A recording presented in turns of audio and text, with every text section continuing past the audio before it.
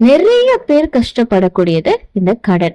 So அப்ப தீராத கடன் சுமையில இருக்கவங்க கூட இன்னைக்கு நல்ல ஈஸ்வரனை வழிபாடு செய்தீங்க அப்படின்னா அனைத்து காரியங்களும் நமக்கு எளிமையாக இருக்கும்.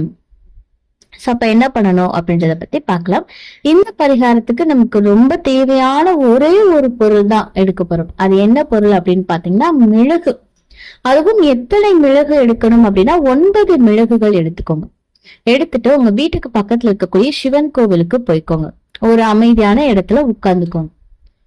அதே மாதிரி வில்வ இலையும் எடுத்துக்கோங்க.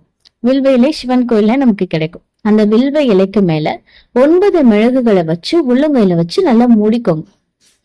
என்னை கஷ்டப்படுத்தக்கூடிய, என்னை பல துன்பங்களுக்கு ஆளாக்கக்கூடிய இந்த கடன் அப்படின்றது என்னை விட்டு நீங்க வேண்டும் அப்படின்னு மனசார வேண்டிட்டு ஓம் நமோ